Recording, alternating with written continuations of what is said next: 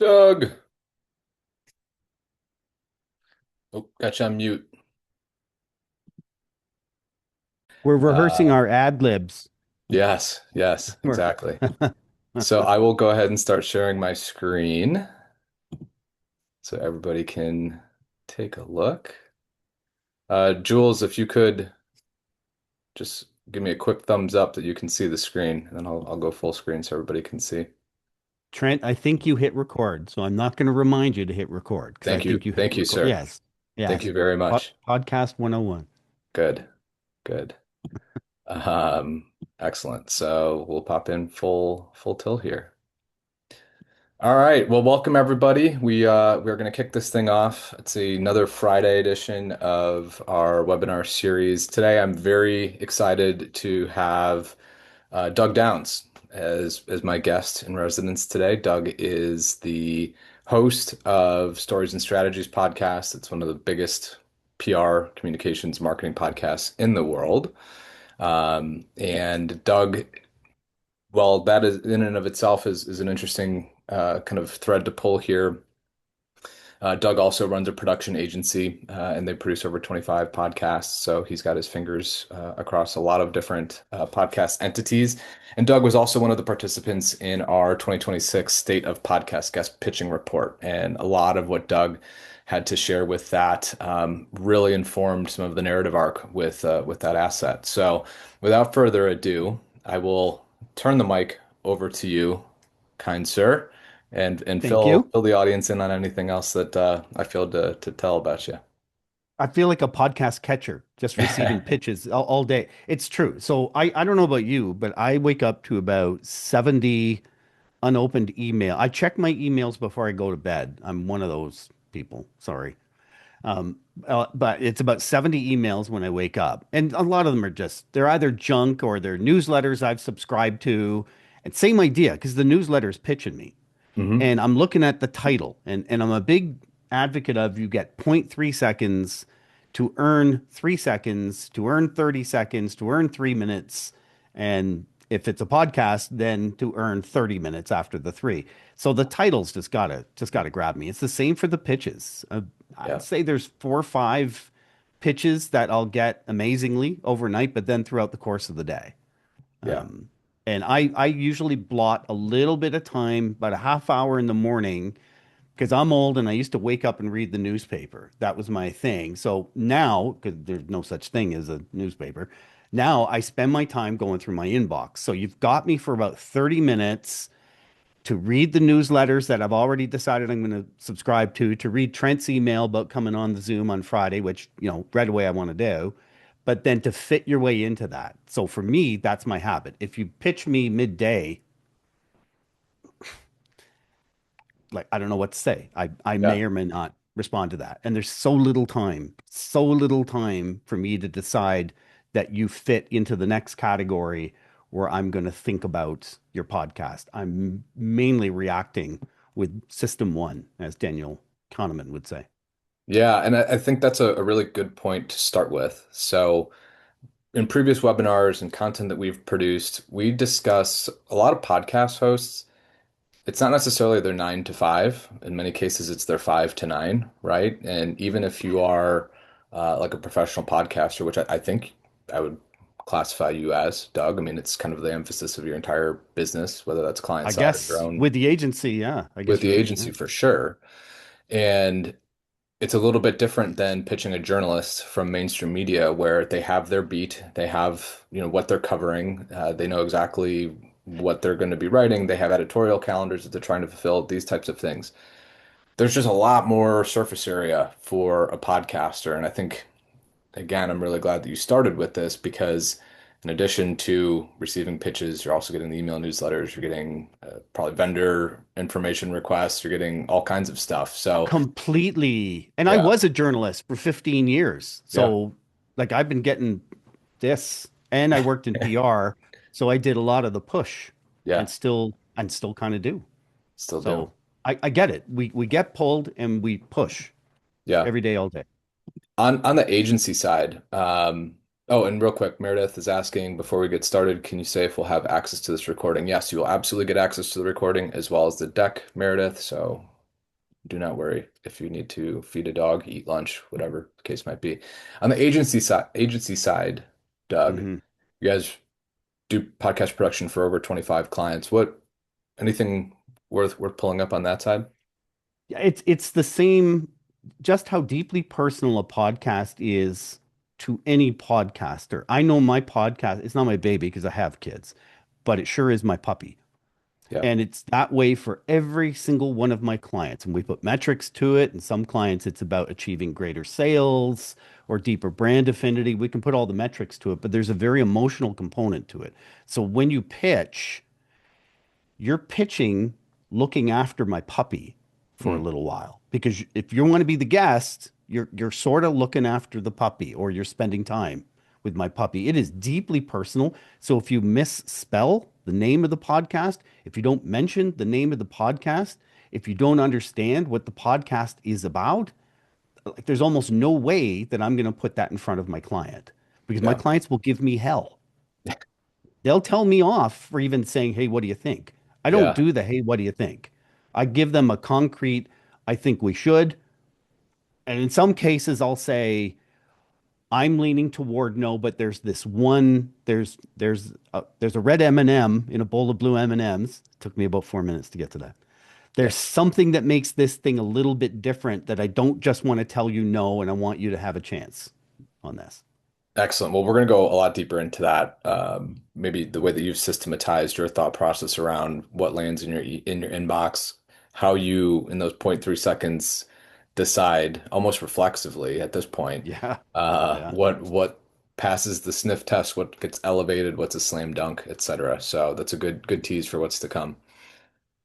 So again, just to set the table a little bit for the content that we're going to discuss today, we're really breaking this down into three separate sections. So the first is going to be finding the right show.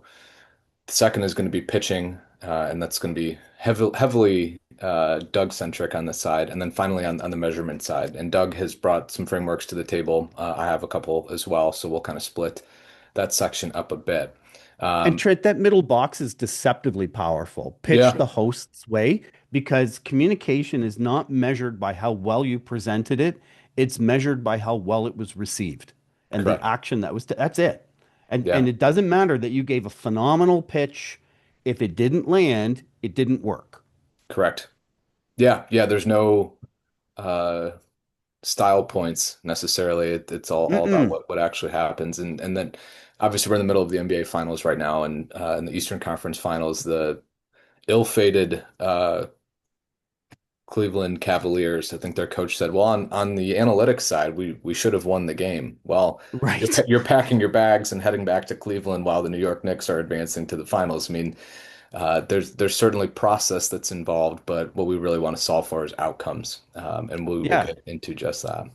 And there can be bad officiating that you need to overcome. Correct. Correct. Cool. So starting off with the state of podcast PR in 2026, this is going to look a little bit similar to some of the things that we discussed in the state of podcast guest pitching report, which we published back in February of this year, so 2026. We're not going to rehash all of the data from that, but just as a quick anchoring point for us, the median yes rate to podcast guest pitches is just about 5%. The average is closer to 11%. There's a lot of reasons for that. Doug was very helpful in some of the qualitative responses he provided in the survey as to why that is. A lot of it comes down to not pitching the right show, making very human errors, which then get compounded even further because of the uh, proclivities of AI to now allow us to pitch at scale, whatever that actually means. And then also, it's just a much more competitive environment than it was 2, 3 years ago. So Mhm. that doesn't mean that podcast PR, podcast guest pitching is dead. Anytime Mm-mm. anyone says that, I always get a bit of a chuckle. But you have to do it a lot more intentionally. And again, as an outcome of this, our hope here is to provide some guidance as to what makes an intentional pitch that actually does get you in the place where you need to be, and that's a podcast guesting appearance. So a couple quick pieces of data here with charts because everyone loves charts. When we look at the active number of podcasts and some of the bigger B2B centric categories and those that frequently feature guests. When we look at marketing, it's about 3,800, tech about 6,100, news, which is going to be much more broad than purely on the business side, but it's going to be about 14,000, health about 16. Then business, generally speaking, we're about 31,000. So that's not a small number, but the way that you would approach one show within that data set is going to be very different than how you'd pitch the next show within that data set. So again, while we can talk about some of these generalities, I think the devil is in the details to reuse an overused trope. And again, we're going to unpack how that actually looks. And I can add, there's lots of 30, almost 31,000 business podcasts with guests and featuring guests. But Yeah, I can tell you, it's the red ocean. yeah, That is the majority of the pitches that I get. It has a business angle to it, even if it touches one of the others. yeah. So we've been pretty steadfast throughout the last 4 or 5 years that we've been running these webinars and content series about not totally dismissing the long tail of the podcast reach spectrum. And we describe it as a spectrum because it really is just that. On one side of the spectrum, you're going to have these huge kind of mass media types of shows, typically hosted by a celebrity or an influencer or even a traditional news organization. And they're going to go really, really wide in terms of topics that they cover oftentimes. And they're going to appeal to the masses effectively, right? Versus some shows, they're going to be much smaller, maybe only 2,000 monthly listeners, but oftentimes they're built like that on purpose because if I want to talk about product management or being a product manager in your early stages of your career, there's only so many that of those individuals that it actually exist. So the emphasis here is just to underscore the size of a podcast is not necessarily what matters. There is significantly more uh, useful data points, such as the audience composition, topics that they cover, the host's POV, the show's concept, generally speaking. Like these are the types of things that kind of separate these mass pitch blasts to really hyper personalized and truly relevant types of pitches. So again, like when we think about the broad context of quote unquote business shows, there's only 55 that have a million plus audience. So like that's not that big. Mhm. And there are a few that are quite interesting. And we have a client that was interested in plotting what the tech podcast power map actually looks like. And through doing some of that research, I'm going to double tap on one of these you see here, and that's Decoder with Nilay Patel. Nilay has interviewed 17 Fortune 500 CEOs on his podcast. If you're not familiar with Decoder, and you are representing or one of your clients is a Fortune 500, like this is kind of the area to be. There's a lot of reasons for that. But again, like when we think about business, that can mean so many different things. And of course, there are untold numbers of offshoots of that. So, in any case, these are some of the shows that maybe you've never pitched before, but definitely deserve an honorary mention with all of this. Doug, I, I can yeah, I can add to this as a please. producer. I have like we have L'Oreal, we have Remax up in Canada, Government of Ontario are all clients. But you know what? Then I've got real estate agents and I've got independent entrepreneurs. So ranging from the big to the not quite not nearly as big. When you pitch one of the bigger podcasts, you inevitably go through somebody like me. You Yeah, just do. I'm a gatekeeper. And I work hard for every client, don't get me wrong. But the scrutiny that I pay to a pitch for a big podcast is extremely tight. And my no is almost an automatic. You have to be so good, so careful, and get to know me. yeah, Get to know the podcast. Your pitch has to be so much better. Absolutely, you should be pitching the medium and for goodness sakes, the smaller podcasts yeah, that are more willing to take a chance. definitely. And I think back And to you find them by using Podchaser, quite frankly. thank you. Yes, you can. That's one of the reasons why we exist. I think back to what one of our previous webinar guests, Spencer Carpenter from Outlier Audio, has said on this program as well as on his own podcast. And especially when you think about some of these bigger shows, right? Whether we're talking business or we're talking outside of it. Let's use business as an example. All In podcast, the four besties, they take their poker game and then they turn it into a podcast, basically, right? And if Mm, you're sitting in that chair, whether you want to have Friedberg discuss the scientific implications of your startup's new research that you're doing, or Sachs with crypto, or Chamath with this new investment vehicle, but whatever the case might be, how do you think those four guys are sourcing guests for their program? And when you look at their guests, people like Bill Ackman, Scott Bessent, like these are supremely heavy hitters. So if you're representing, a Y Combinator backed startup that's maybe just eking itself into product market fit, like that's not the right show for you. Like they're looking no. for established, credible people. Another example, My First Million, Sean Parr and Sam Puri. There's a very clear narrative arc, and actually, it's hidden right in the title, and that's My First Million. So they're looking for people that have had substantial exits. They're not looking for somebody who just raised their first round and are scrambling to find product market fit as they take their idea from Yeah. concept to actual reality. So, Doug, with those two kind of examples in mind, does that trigger anything else for you? Yeah, when I scan the pitch, how much I'm looking for Oxford graduate, speaker at Yeah. Yale, um, writer, contributor to Forbes, or executive director from, I recognize that.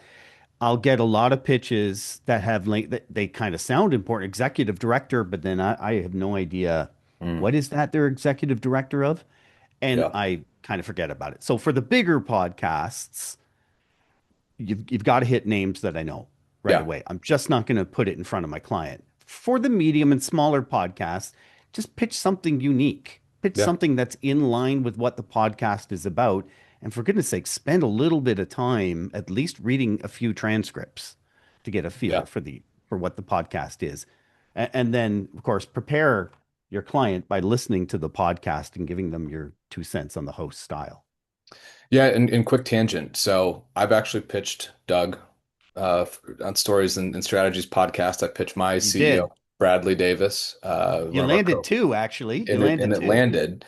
And the Yeah. exact steps that I used to do that, first I went into Podchaser and I looked for PR podcasts. Excellent. We've got a roster that we can start to piece through.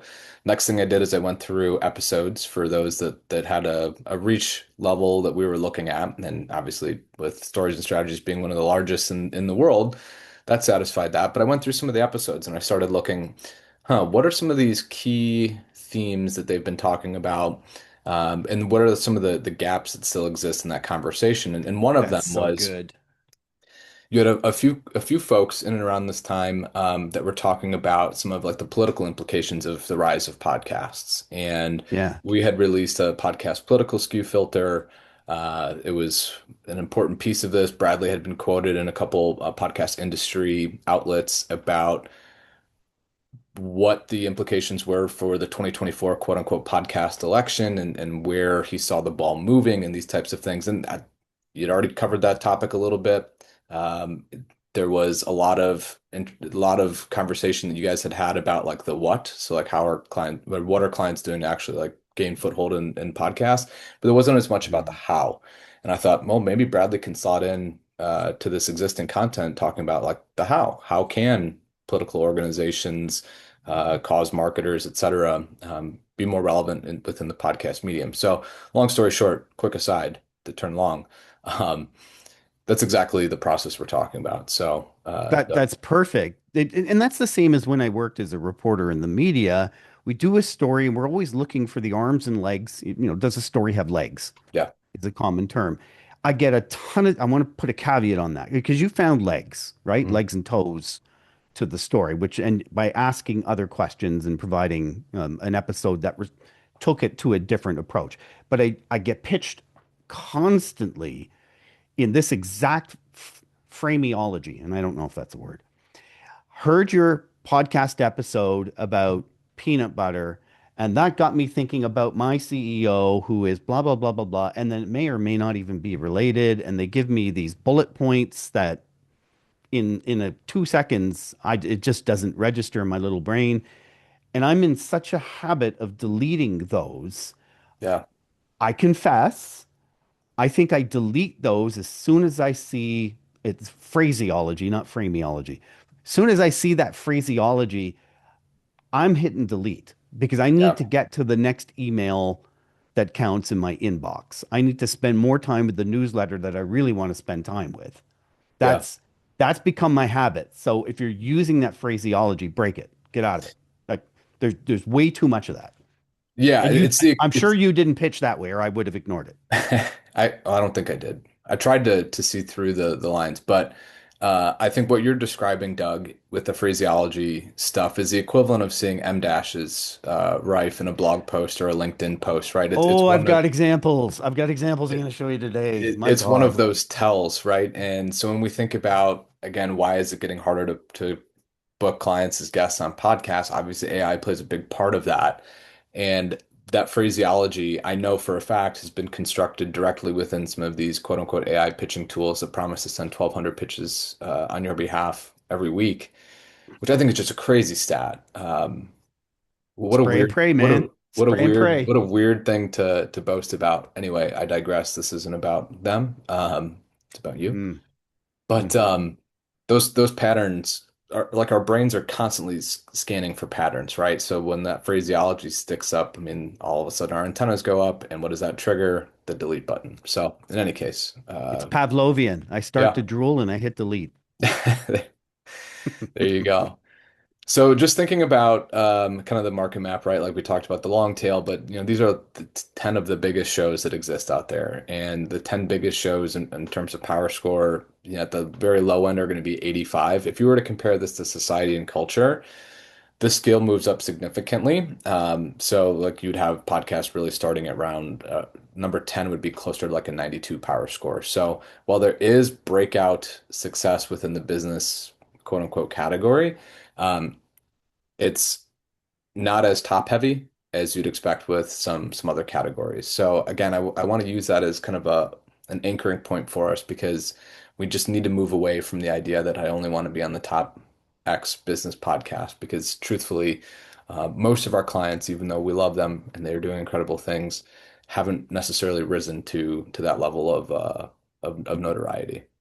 They're more casual listeners too, to be totally honest. Those Yeah, there's studies that show the average consumption on those monster podcasts is 63%, but on the medium to smaller, it's 67%. So there's data proof that yeah, people actually pay more attention to the medium to smaller podcasts. definitely. And then going back to some of the data side of things, so this we're looking at the top 100 business shows, and I think this is a useful thing to take a look at, especially when it comes to guest preparation. So again, we're still kind of in the find section of the program. We'll eventually get into the pitching section next, but when it comes to finding, again, I think we have to be very, very honest as PR professionals, communicators, etc. Do I have my guest actually prepared to carry a conversation that is going Mm, to enrich the podcast audience for X amount of time? And one of like the non-sexy pieces of data within Pro is average episode length. And mm, again, I think so many people just skip over this completely because if you don't have somebody like a Boris Cherney from Anthropic who can sit and do a literal 3.5 to 5 hour keynote about all the ways in which they're building Claude, that's a very rare individual. That's almost like a unicorn when it comes to a guest. Most of our guests are going to be much better suited to having 30, 20, 30, maybe 60-minute conversations. hmm Because what ends up happening is inevitably the drift, right? You have my three talking points. I definitely have to make sure that we weave in there.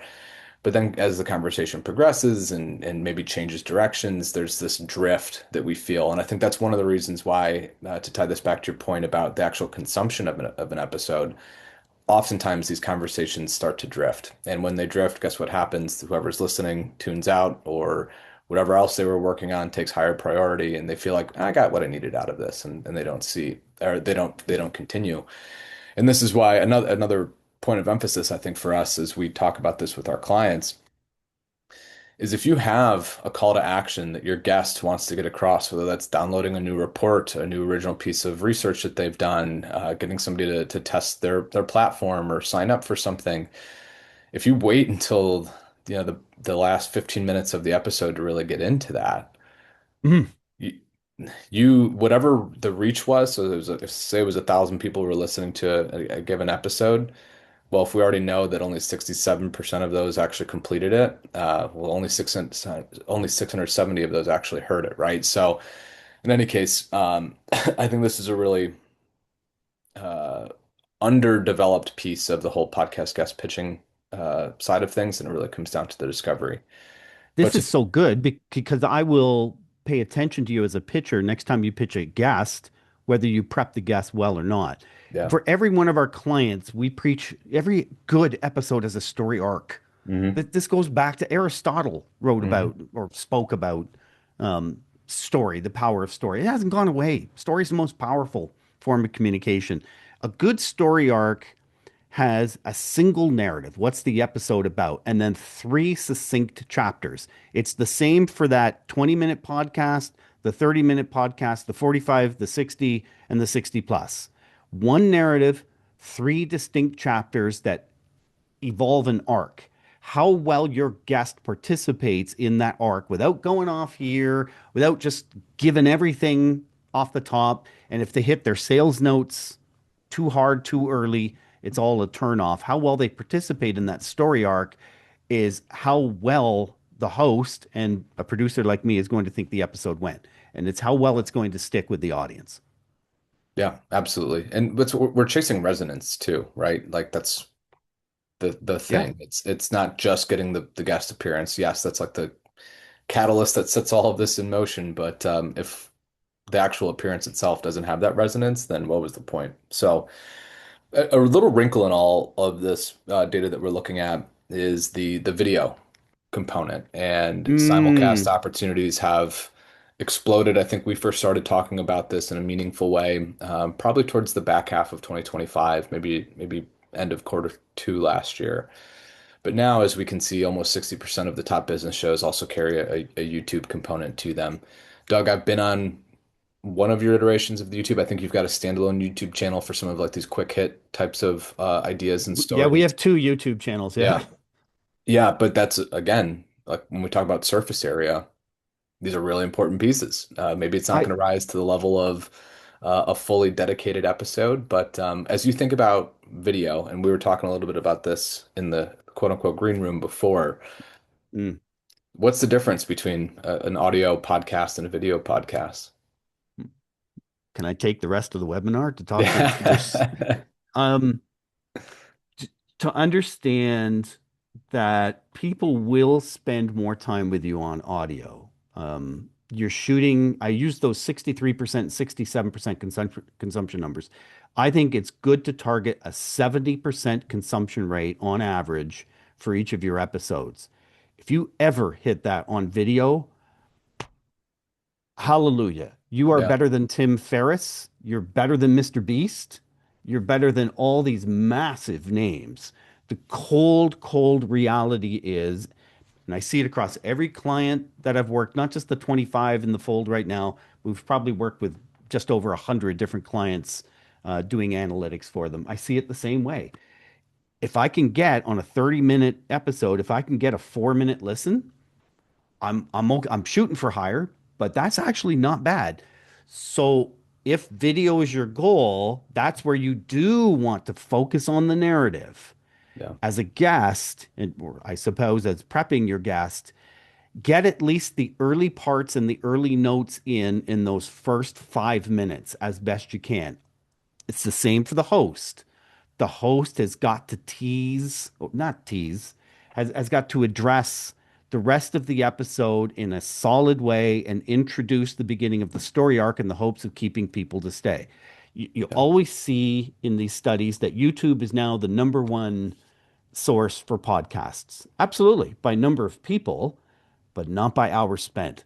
Not Right. even remotely close. That's where it's in my clientele, it's Apple. Yeah. But I get it in your other parts of the world. It's Spotify, where Apple doesn't have quite the strength as it does in North America. So there's so many differences. The other thing is, if you're recording a podcast that's going to be audio and video, a moment where you say, "Hey, now look at this jar for a second. That's killer video, horrid audio," and you've got Yeah. to set your guest up that way. Is it acceptable for me to do that? Are you making two different cuts? And fewer podcasts are going to be making different cuts because Apple is introducing that HLS technology where I can just toggle between the two. So it's going to be the same.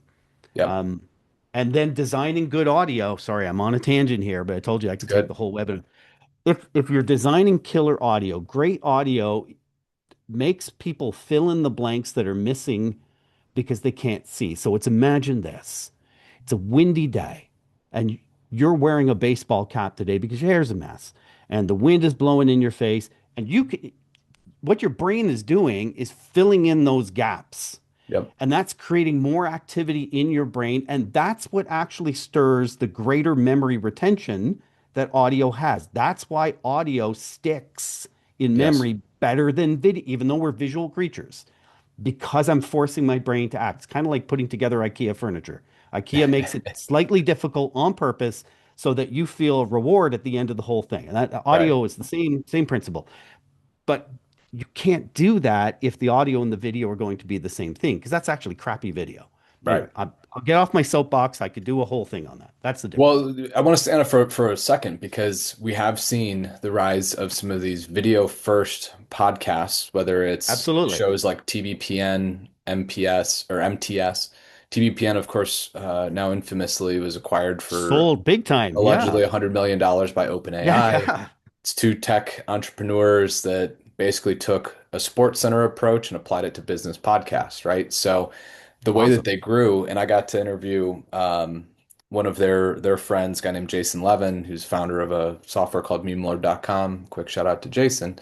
But the way that they grew their podcast was initially through almost exclusively clips and or memes. And when we think about where like the modern buyer is, right? So, I'm very much in the millennial bucket or bracket, but we start to see, okay, well, millennials we're reaching mid-level to director level types of roles within organizations. And if we're thinking about, okay, how are we consuming content? What is driving brand awareness for us? What is part of our consideration set as we consider new tools, technologies, software, these types of things?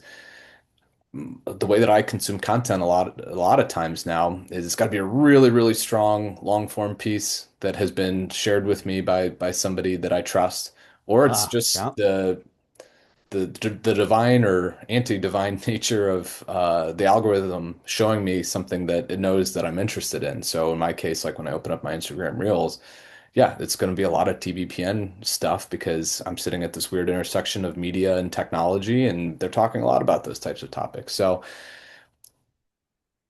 we've talked about this on a couple of different webinars, but when it comes to getting guests prepped, uh, there's like the big structure narrative arc, right? The three act structure that we're talking about. But even within clips, there is a mini narrative arc that exists within that as well. So not only do you have to tell that arc in the 30-minute long form, I would call that medium form maybe, but even in that 30-second clip, there has to be a rise, a peak, and then a fall. So any other thoughts about that, Doug? As Yeah. Yeah. Because across my years doing media training, it's the same way. It used to yeah, be you were coaching people to give these interviews where the TV station or the newspaper is just going to grab like a 7 to 15 second clip, right? And, yeah, and that's kind of what we're talking about. The social media post doesn't necessarily have to be 15 seconds. They can go 60 as long as they, in themselves, have a story arc to them. yeah, So the recipe is stories, statistics, and sound bites. mm, Tell a story that has a 60-second arc. Introduce the dilemma, there has to be a character somewhere in the story, and then what the change was at yeah, the end of it. And it needs to be all encapsulated. This is, I joked off the top of this that you and I were rehearsing our ad libs. Rehearse your ad libs. Your yeah, best ad libs will be well rehearsed. to quote Rod Stewart. Statistics. Statistics are awesome, but don't overload anything with numbers. Mention a number. Maybe it's shocking, maybe it's surprising, maybe it's reaffirming, and then weave a story into the number. And then sound bites. There is a recipe for sound bites. They have to take an emotional stance, and it's usually a this, not that kind of example. And the best real life example that I always revert to is the 1984 election. Ronald Reagan and Walter Mondale and Henry Truitt, the moderator, is asking President Reagan, "You're 83." I think he was 83. It couldn't have, anyway, you're old and you're the oldest candidate ever to run for re-election. Is there any doubt in your mind that you'll be able to do this for a second term? And he says, "Not at all, Mr. Truitt. In fact, I will not make age a component of this election. I will not exploit for political purposes my opponent's youth and inexperience." Hilarious. It gets played all the time as a clip. That's a perfect soundbite. There's an Yeah. emotional stance and there's a not this, but that Yeah. kind of component. So design those story statistics and sound bites, create them that way, and find the natural wedge to get them in. And the host will pick them themselves. A good Yes. host, a good producer is going to hear that. I work a lot in Riverside and I'm hitting chapter, chapter, chapter. And that triggers the magic clips to grab Yeah. that sound bite because I can hear them right away. Yeah. Love that. Perfect example. And this is where I'm going to start passing the mic a bit over to you, Doug. Okay. In true three arc or three act structure form, we've satisfied, I think, the discovery side We of did that. finding, and Yes. here we are. We're moving into part two, which is going to be the pitching. And this is, I think, where it gets the magic really happens. So I will turn it over to you. Maybe I'll just introduce this concept. But there are three primary things that you're looking at, whether that's relevance to the current arc. You already talked about this a little bit as we discussed how I pitched you and the way when you wake up and you go through your emails, you already know in your head kind of where you're taking certain shows and what is the spine that's supporting the overall premise of the show. The one gripe that I hear from PR folks, and it's maybe justified, especially relative to traditional media, is why don't podcasters publish their editorial calendars so we can know exactly when to pitch them and we don't end up, making people mad? Probably Maybe because we don't know. because you don't know. There you go. The prep quality, so we've touched on that already a little bit, and then interesting on a mic. So, Doug, as we dive into the pitching aspect, anything Yeah. worth I think looking? you covered this slide good. Let's go to the next because I Okay. get it. I got to get on my horse a Yeah. little bit. So these are the kinds of pitches I will most often get. I'm just following up on my guest pitch submission. And okay, I guess there's a maybe there, but it's almost an auto delete for me. It means, well, I saw your pitch and I didn't like it the first time. What makes you think I'm going to like it the second time? Hmm. So I'm very close to an auto delete. The behavioral science angle, if they name the show's focus, I think you've passed the 3 second mark. Remember that 0.3 seconds, earn Yeah. three, earn three. Okay. I think you've gotten me past the 3 seconds. You may have me, I don't know about 30 seconds. You may have me for 10 seconds there. Marketing and World Cup. So I did, and I can show you. I think I'm going to skip my examples just because I think we're Because we're getting a having little such a tight for good time time. talking. Yeah. I had somebody pitch me. My podcast is called Stories and Strategies, right? And I have deep affection for the name. No big deal, no big deal. But somebody pitched me for strategies and stories. Not a big deal. I don't mean to get hung up on that, but I obviously have emotional resonance toward my own brand. And as soon as they said strategies and stories, like you can just see my eyes start to slit a little bit. Who are you? What Yeah. exactly do you want? So if you get the name of the show wrong, or if you don't mention the name, which is the more common problem, Yeah. I got 25 podcasts I'm looking after. Yeah. You're counting on me to figure out which one you're pitching, Yeah. especially with a unique idea that may actually stick, and I just don't see it. Name the show. On the name side, real quick, I know you referenced that your show is maybe not your child because you have children. but it might be your dog. It is my child, but my children would object to me saying it that way. Correct.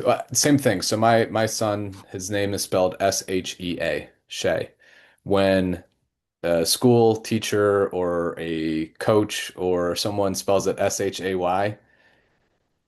I don't berate the person, but I No, register it, I clock it, and I say, you couldn't even get the spelling right. And I have to imagine it's something similar from your side. yeah, Yeah. yeah. It kind of, my wife spells Cheryl with an S, and when Hmm. somebody writes Cheryl with a C, I don't, I'm not, it's not a big deal, right? Yeah. But you don't know her if Yeah. that's right. So yeah, that is absolutely a thing. Make sure you get that part right. Um, a new book.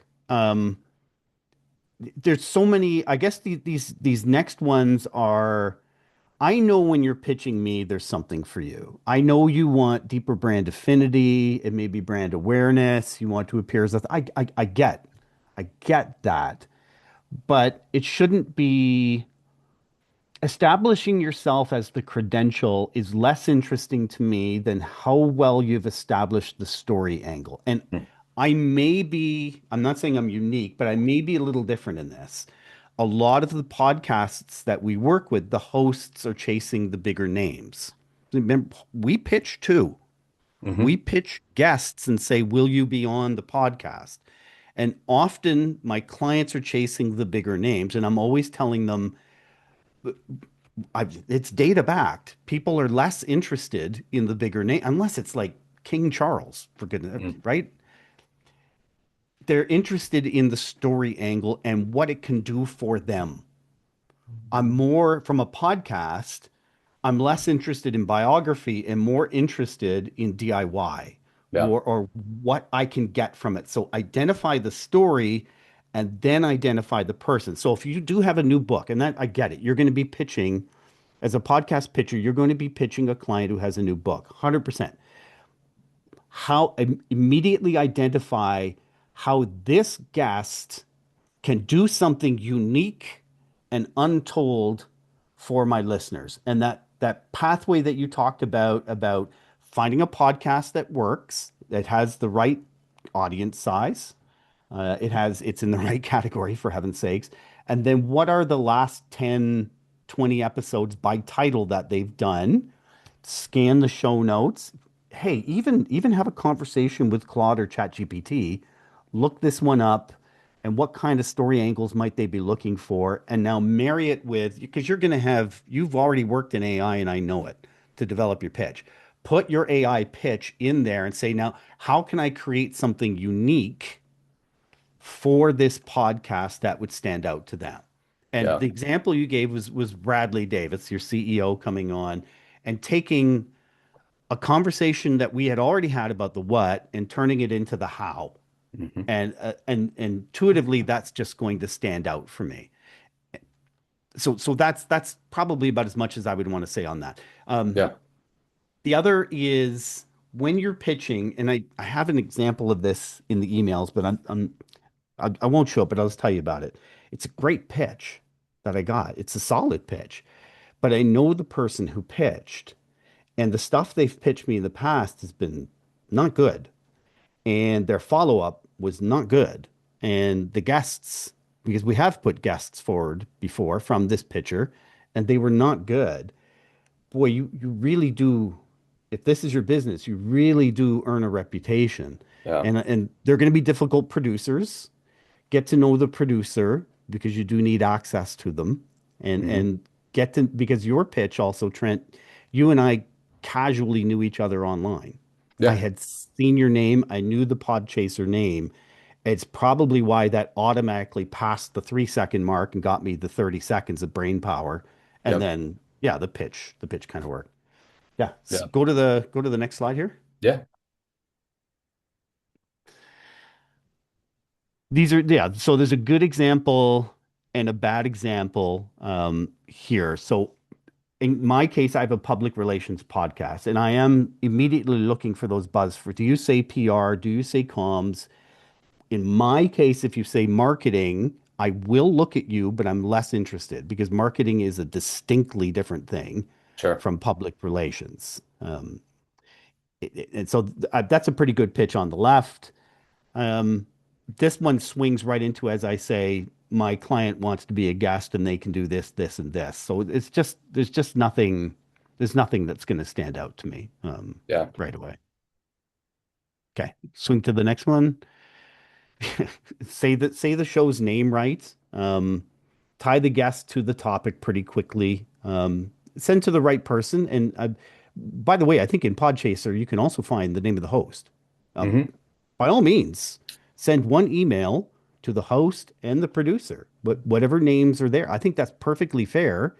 And a pitch that I might have passed on, you darn right, the host could circle back with me and say, "Hey, there was that pitch from Trent. Did you have a good line?" Yeah, I just didn't think it fit." And my client's going to tell me, "Well, did you read it?"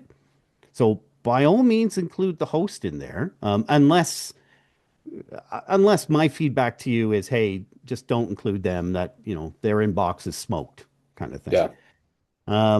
Timely angle. Oh, yeah, don't give me top five things, the five generic ideas. Don't give me the laundry listing. And increasingly for me as a producer, I'm moving further and further away from listicle type Mm. episodes because there's this, I think, minor trend, but it's a trend. People are block copying transcripts, tossing them into ChatGPT or Claude and saying, "Give me the gist of this." And they're skipping listening to the episode at all, which Yeah. doesn't build any brand affinity for you, right? If all Yeah. they're after is the info, I don't think that's what we want to go for. And actually knowing the person, amen. If you get to know me, set up a 15-minute Zoom with me. My Calendly link is right online, right? Yeah. It's in all my email signatures. Hey, can I grab you for 15 minutes for a coffee? Slam dunk. I'm one of those. I'll meet absolutely. On the wrong side, wrong show name, off topic. There's some examples I can.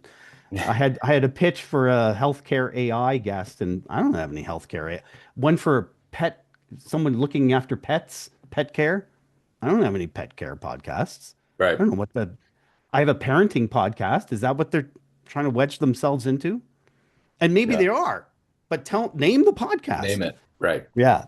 Yeah, and then the faceless experts. Can we double tap on that one? Because Yeah, yeah. this is something I hear, especially from what I'll describe as generously like Madison Avenue style agencies, right? They might be working with the CEO of a publicly traded company.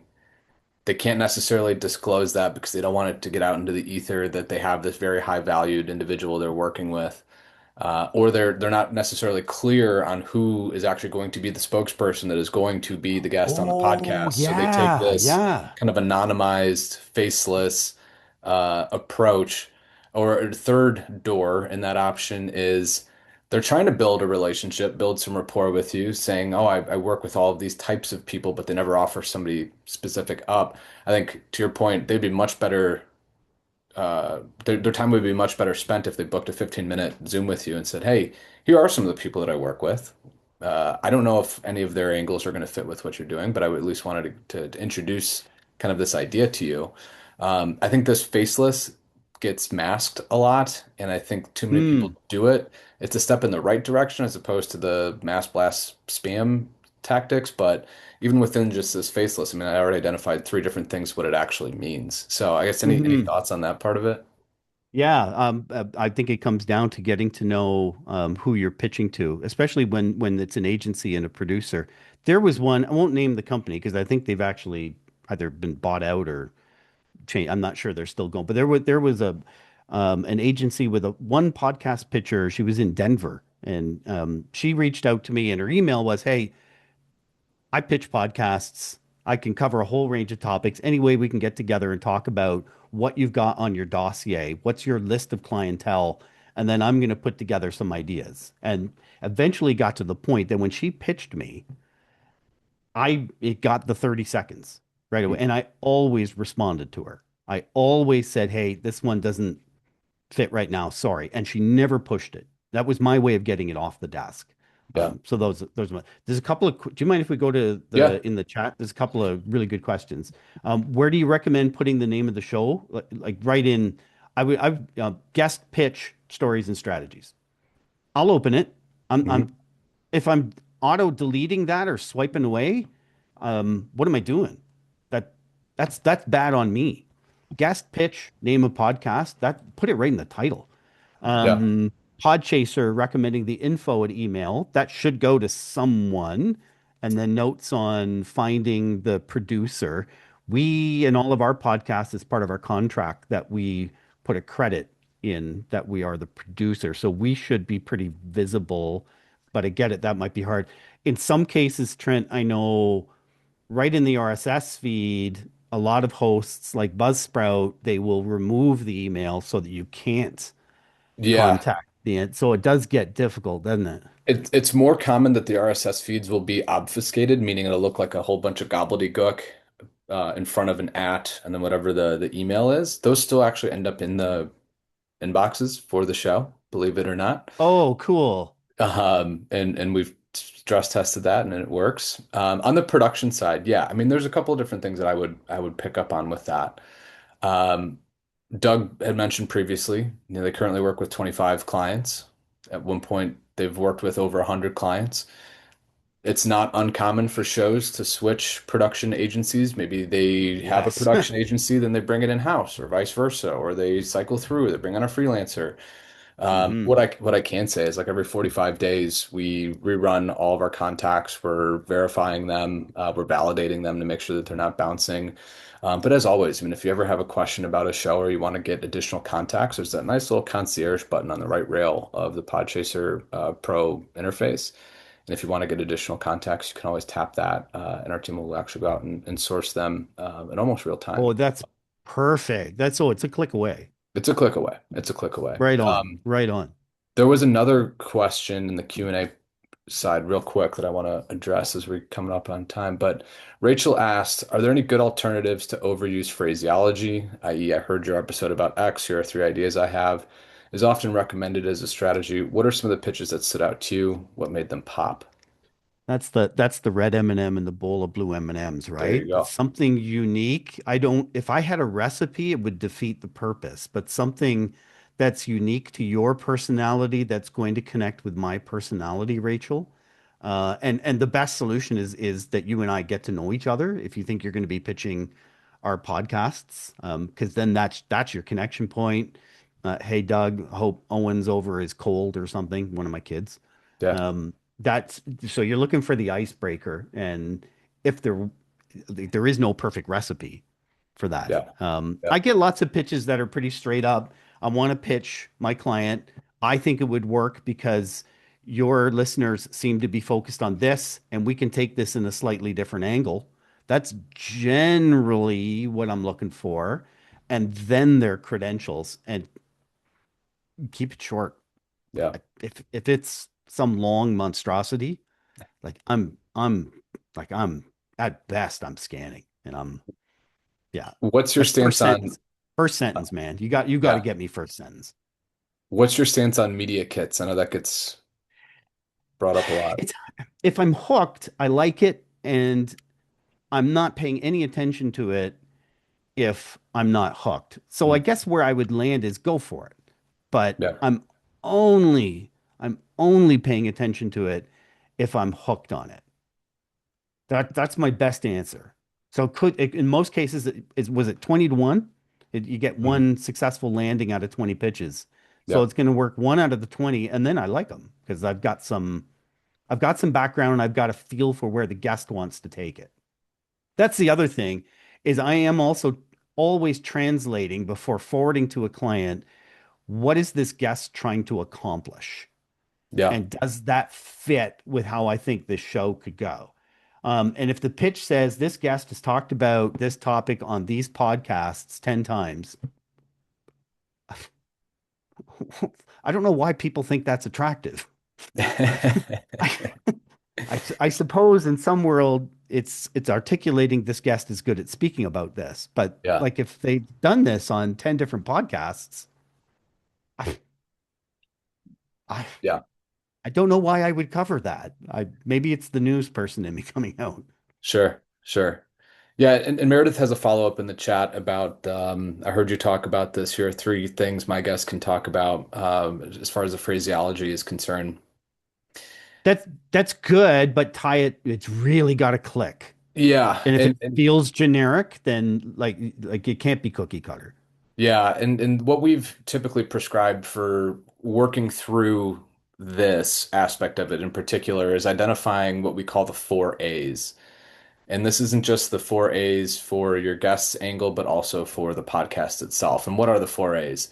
Actionable, analytical, anthropological, and aspirational, right? So almost every show, every podcast is going to have one of these four A's. So if we're talking about like an analytical show, it's going to be more so looking at numbers, I data-driven, love this. these types of things. If it is more I love this. actionable, that's going to sound like how-tos, DIYs. If it is anthropological, it's the reasons behind the reasons, right? So think about Freakonomics Radio, for example. And if it's aspirational, these are going to be more of like the self-help, personal journal types of podcasts, usually. So if a podcast has one of those angles or multiple angles, oftentimes we'll see actionable and analytical kind of squeezed together to form a show's premise. If you know that that's the way that the show approaches its content, the way that you need to approach the show from your guest's perspective also needs to match those angles, right? So, what's the point of sending in an aspirational pitch to a very tactical how-to podcast? It's never going to land.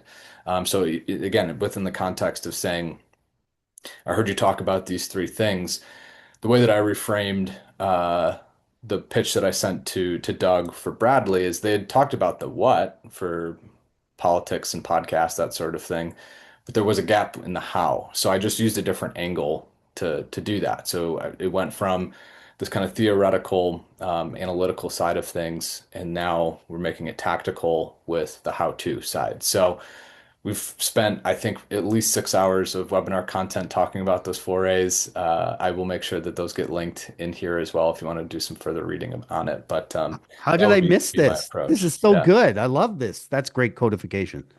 Let's Yeah. let's whip through the how to pitch your CMO if you don't Yeah. mind. Just because we promised that, right? And it's our Yes. third chapter that we're going to spend 3 minutes on. Yep. Okay, so if you're pitching, you're in-house and you're pitching your chief marketing officer, PR VP, we need to start guesting on podcasts. The mind, and I've been not, I didn't have the title CMO, but I've been a director of communication. So I've been the one to make this call. They each one has a business plan specific to their unit as it fits into the broader organization. Every organization has a business plan, then the business units build their business plans that layer up into it. And within those business unit plans, they will have objectives that you need to fit your pitch into. If your pitch is, hey, we should do this, and there's no way to wedge that into the current plan, the chances of it sticking are almost nil because the Yeah. budget is there. The CMO, all they're trying to do is hit their target. It's not that they're not into doing something creative and smart, but you've got to fit it into what already works. So and then including how you're going to measure the success. Don't just pitch something that fits into the plan. You also have to identify specific measurables. What is the return on investment? Not just, hey, look, we have a healthy podcast, but why a podcast?